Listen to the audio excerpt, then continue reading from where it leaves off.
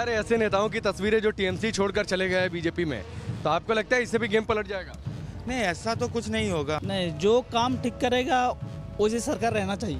नहीं, आके तो ऐसा फायदा नहीं है। सब्जी बनाएगा, खाना खाएगा या चाय पिएगा, उसमें तो आदमी का दिल खुश नहीं कर सकता है ना।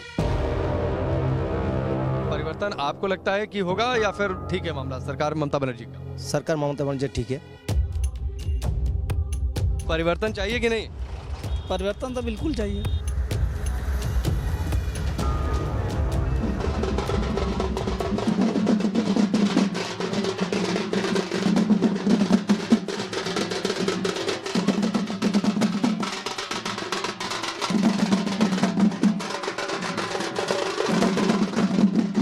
पश्चिम बंगाल के चुनावी सफर पर हम निकल पड़े हैं। मौजूद हैं झारग्राम में। झारग्राम के लोधासुली नामक गांव में मौजूद हैं।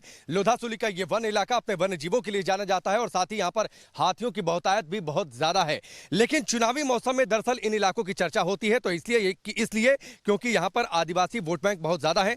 राज्य की कुल आबादी का करीब 5.8% आदिवासी वोट बैंक है, इसीलिए सभी पार्टियों की नजर है। और अगर हम झारग्राम की बातचीत कर लें, बांकुड़ा की बातचीत कर लें, पुरुलिया की बातचीत कर लें, जंगल महल के तमाम इलाकों में पिछली लोकसभा चुनाव यानी 2019 का जो लोकसभा चुनाव हुआ था उसमें बीजेपी को ज्यादा वोट मिले थे, बीजेपी को जीत मिली थी। और इसीलिए ममता बनर्जी की टेंशन इस बात को लेकर है कि लोकसभा चुनाव के ट्रेंड पर अगर विधानसभा चुनाव में भी अगर आदिवासी वोट बैंक पर कब्जा बीजेपी का होता है तो उनके लिए सत्ता की राह मुश्किल हो सकती है। लोधासुली का थोड़ा इतिहास आपको बताना जरूरी है। आज से करीब 10-15 साल पहले अगर आप जाएं तो लोधासुली की सड़कों पर चलना बहुत मुश्किल हो जाता था। लोधासुली की सड़कों पर डाकुओं का कब्जा रहता था और अंधेरा होते ही आम लोग की बात छोड़िए, प्रशासनिक अधिकारी या फिर हम जैसे पत्रकार भी अगर आते थे तो अंधेरे होते वहां पर निकलना मुश्किल होता था। झारग्राम में और उसके साथ ही जंगल महल के जो तमाम इलाके हैं, आदिवासी वोट बैंक के दिमाग में क्या चल रहा है, वो ममता बनर्जी को सत्ता में बरकरार रखना चाहते हैं या फिर जो परिवर्तन की बातचीत हो रही है जिसका जिक्र प्रधानमंत्री मोदी कर रहे हैं अपनी चुनावी रैलियों से, जिसकी शुरुआत उन्होंने हल्दिया से कर दी है, तो आदिवासी वोट बैंक भी क्या परिवर्तन चाहता है, इसकी भी हम चर्चा करेंगे।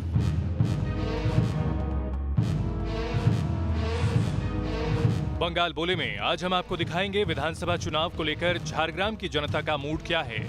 यहाँ की जनता की जुबानी आपको बताएंगे क्या झारग्राम परिवर्तन की राह पर चल पड़ा है, बीजेपी के मिशन 200 के लिए झारग्राम क्यों अहम है, क्यों 2019 लोकसभा में इस सीट पर बीजेपी ने कब्जा किया था। साथ ही ये भी दिखाएंगे किस तरह ममता बनर्जी के इस मजबूत किले में बीजेपी ने सेंध लगा दी है। ये सब आपको दिखाएंगे न्यूज नेशन के रिपोर्टर राकेश पांडे, जिन्होंने झारग्राम के चप्पे चप्पे की खाक छानी और लोगों से बात की। इसी दौरान news nation reporter Rakesh Pandey सबसे पहले जनता का मूड समझने के लिए लोधसुली पहुंचे। झारग्राम में मौजूद है लोधासुली। लोधासुली में वक्त के साथ तस्वीर बदली है, सड़कें बेहतर हुई हैं, परिस्थितियां बदली हैं। कुछ लोग यहाँ पर मौजूद हैं, उनसे हम चर्चा करते हैं। लोधासुली में सबसे पहले तो थोड़ी सी पुरानी बातचीत, सड़कें इतनी थी नहीं आज से 10-15 साल पहले। ये भी सुना काफ़ी डकैती वगैरह हुआ करती थी, रास्ते बंद होते थे। जी हाँ, पहले था, अभी तो फिलहाल नहीं है। ये 12-15 ये तो बचपन से हम लोग सुनते आ रहे, देखते आ रहे, लेकिन फिलहाल अभी 2009 में जो माओवादी का समस्या आया था उसके बाद में बिल्कुल अभी नहीं होता है। उसके बाद सब बिल्कुल नहीं है। चुनाव का मौसम है, चुनाव होने वाला है अगले कुछ समय में। आपको लगता है कि स्थिति बदलेगी या फिर आप ममता बनर्जी को लोग अभी पसंद कर रहे हैं? ममता बनर्जी ठीक है, तो उसका ये माने कर्मचारी है ना, वो ठीक काम नहीं करता। लोकसभा का जो चुनाव हुआ था 2019 में, उसमें तो इधर बीजेपी को ठीक ठाक वोट मिल गया था, है? आदिवासी वोट बैंक भी बहुत ज़्यादा है, तो अभी लगता है कि वही ट्रेंड रहेगा या बदल जाएगा मामला? नहीं, वही ट्रेंड रहेगा, वही रहेगा। जी हाँ। तो जब ममता बनर्जी के साथ ही कोई नहीं रहेगा तो इन इलाकों में फिर तो मुश्किल हो जाएगी। ऐसा नहीं है सर, एक्चुअली बात यही है ना, 2-4 नेता जा रहे हैं, उनको देख के कोई बोल रहा था कि हाँ हम लोग भी जाएंगे, ये वो दिस दैट, पर ऐसा कुछ हुआ नहीं अभी। तो आप ममता बनर्जी से खुश हैं कि चाहते हैं बदल जाए सरकार, परिवर्तन हो जाए? नहीं, जो काम ठीक करेगा उसी सरकार रहना चाहिए। जो भी काम हो, ममता हो या मोदी हो। जंगल महल का जो पूरा इलाका है उसमें ममता बनर्जी खूब घूम रही हैं, सब्जी बना रही हैं, लोगों के साथ घुल मिल रही हैं। उनको लगता है क्योंकि उधर से हेमंत सोरेन भी आ गए। नहीं, आके तो ऐसा फायदा नहीं है। सब्जी बनाएगा, खाना खाएगा या चाय पिएगा, उसमें तो आदमी का दिल खुश नहीं कर सकता है ना। झारग्राम की जनता से बातचीत में अब तक हमें पता चल चुका था कि यहाँ के लोग बदलाव के साथ साथ विकास चाहते हैं। इस दौरान हमने झारग्राम के मेदिनापुर में चाय की दुकान पर बैठे लोगों से भी बात की और उनसे जानना चाहा कि आखिर इस विधानसभा चुनाव में क्या रहने वाला है जनता का मूड। पश्चिम बंगाल की झारग्राम विधानसभा सीट पर हम मौजूद हैं। झारग्राम का ये इलाका आता है मिदनापुर में। मिदनापुर यानी शुभेंदु अधिकारी के प्रभाव का इलाका। वैसे 2019 के लोकसभा चुनाव में बीजेपी ने जीत हासिल की थी, लेकिन 2016 का जो विधानसभा चुनाव था उसमें टीएमसी के प्रत्याशी ने जीत हासिल की थी। शुभेंदु अधिकारी बीजेपी में शामिल हुए, उसके बाद की तस्वीर थोड़ी सी बदली जरूर है। आप देखिए सड़कों पर आमतौर पर पहले कभी टीएमसी को लेकर जोर आजमाइश होती थी, लेकिन इस बार ज्यादा जोर आजमाइश पोस्टरों के जरिए, बैनरों के जरिए या लोगों की जुबान पर वो बीजेपी को लेकर ज्यादा है। लोग इस बात को मान रहे हैं कि बीजेपी ने यहां के वोटर्स में घुसपैठ कर ली है। उसकी एक झलक पहले से दिख रही थी 2019 के लोकसभा चुनाव में, जब बीजेपी के प्रत्याशी यहां से जीत कर गए, सांसद बने, देश की संसद में पहुंचे। लेकिन जब शुभेंदु अधिकारी अब बीजेपी में शामिल हो गए हैं तो विधानसभा में ये घुसपैठ साफ तौर पर समझ में आएगी बीजेपी की। चाय की दुकान पर लोग आते हैं, चाय पर चर्चा भी होती है, बातचीत भी होती है। बीजेपी के पोस्टर इस बार ज्यादा दिख रहे हैं क्या?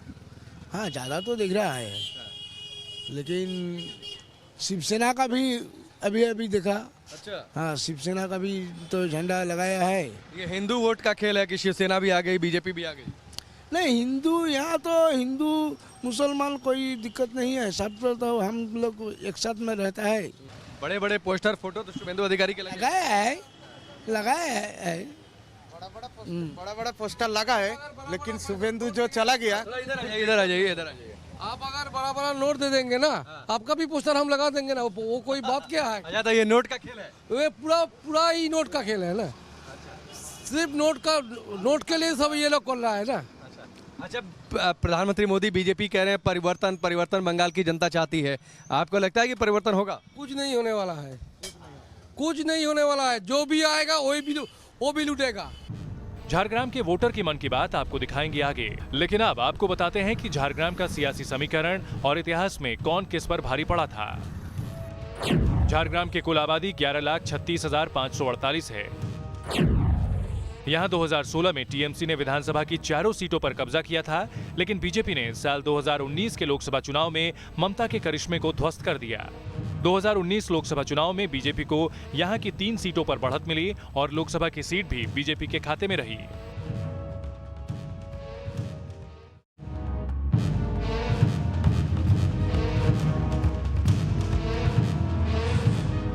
ये झारग्राम का वो इलाका है जहां कभी टीएमसी के पोस्टर और बैनर दिखते थे, लेकिन शुभेंदु अधिकारी के इलाके में अब सड़कें बीजेपी के चुनाव चिन्ह से अटी पड़ी हैं।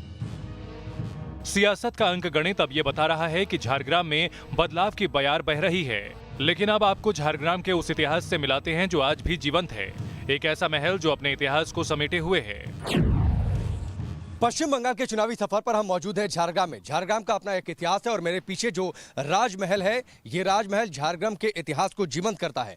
अकबर ने अंबर के राजा मानसिंह को यहाँ पर भेजा था ताकि मुगल साम्राज्य का विस्तार हो सके, और तब राजा मानसिंह ने यहाँ पर नियुक्त किया था सर्वेश्वर सिंह को। खैर, तब इसे जुंगेलखंड के नाम से जाना जाता था और बाद में आईने अकबरी में भी जिक्र हो गया इस इलाके का, जो आज झारग्राम के तौर पर जाना जाता है झारी खंडा के तौर पर। जब आप आईने अकबरी पढ़ेंगे तो उसमें झारी खंडा के तौर पर जिक्र मिलेगा। लेकिन आज चुनावी मौसम में जब पश्चिम बंगाल में चुनाव सामने है तो झारग्राम की चर्चा हो रही है। यहां पर ये आपको बता दें कि ये पूरा इलाका है जो है वो मिदनापुर में आता है। मिदनापुर यानी शुभेंदु अधिकारी के प्रभाव का इलाका, और शुभेंदु अधिकारी कुछ समय पहले चले गए हैं बीजेपी में। बीजेपी की तमाम रैलियों का हिस्सा बन रहे हैं, प्रधानमंत्री मोदी के साथ मंच साझा कर रहे हैं और जोर देकर ये कह रहे हैं कि ममता बनर्जी की सत्ता को वो उखाड़ फेंकेंगे, और इसके लिए मिदनापुर को उन्होंने अपनी प्रयोगशाला बना दिया है। ममता बनर्जी हुंकार भर रही हैं कि इससे कोई फर्क पड़ने वाला नहीं है, शुभेंदु अधिकारी के हर दांव को वो फेल कर देंगी। लेकिन झारग्राम की जनता सोचती क्या है चुनावी मौसम में? क्या वो वाकई एक बार शुभेंदु अधिकारी को उतना ही भाव देगी? बीजेपी ने यहां पर 2019 के लोकसभा चुनावों में जीत हासिल की थी, लेकिन अभी विधानसभा चुनाव में टीएमसी का वर्चस्व है। क्या उस वर्चस्व को बीजेपी तोड़ पाएगी? यह देखना दिलचस्प रहेगा। झारग्राम बंगाल का ये इलाका आदिवासी बहुल है और न्यूज नेशन को कुछ ऐसे ही लोग मिले जिनसे विकास प्रकाश वर्ष की दूरी पर है।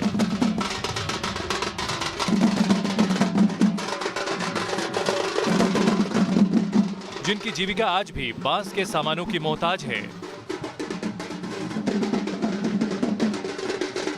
आदिवासी समाज का कहना है कि उन्हें सरकार की किसी भी योजना का लाभ नहीं मिल रहा है।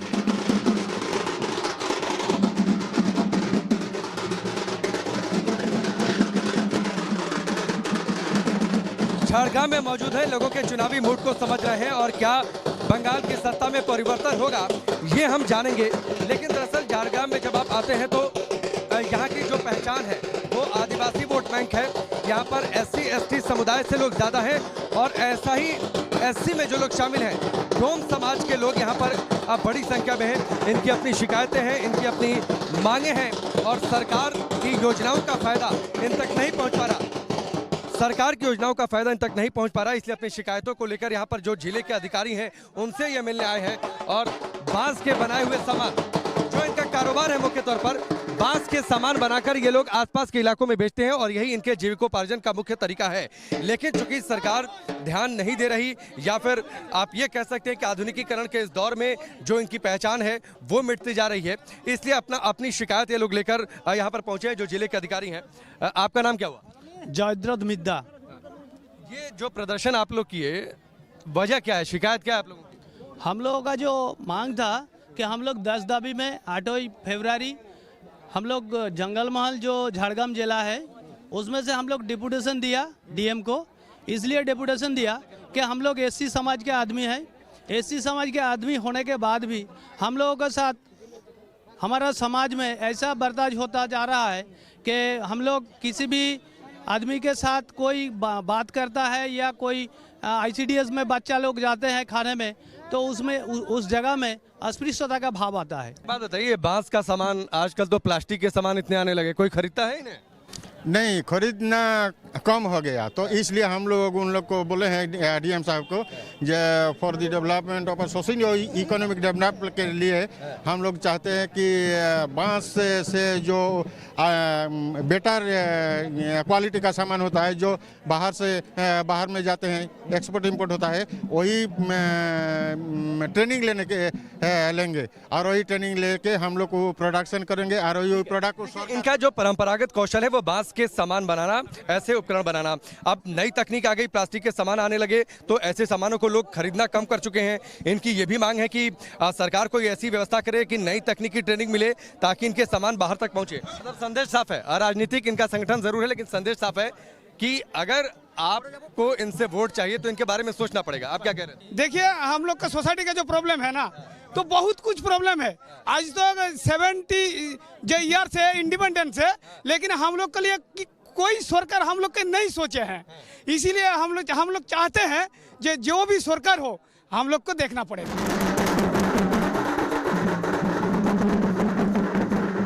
बंगाल बोले में न्यूज नेशन का मकसद जनता के पास सीधे पहुंचना है और उनसे जुड़े मुद्दे उठाना है।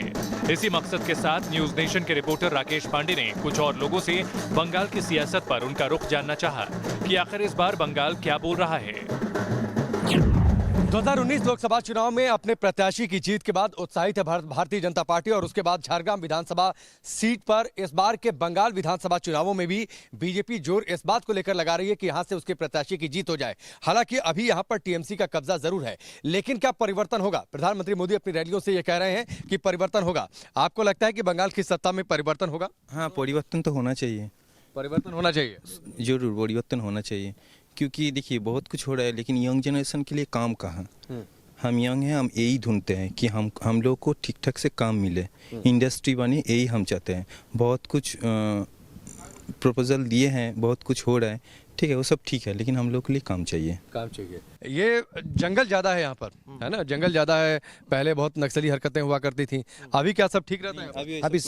अभी सब कुछ नहीं है, अभी सब ठीक है। ठीक है, तो परिवर्तन आपको लगता है कि होगा या फिर ठीक है मामला सरकार ममता बनर्जी का? सरकार ममता बनर्जी ठीक है, इधर सब कुछ ठीक है, काम है, काम चल रहा है।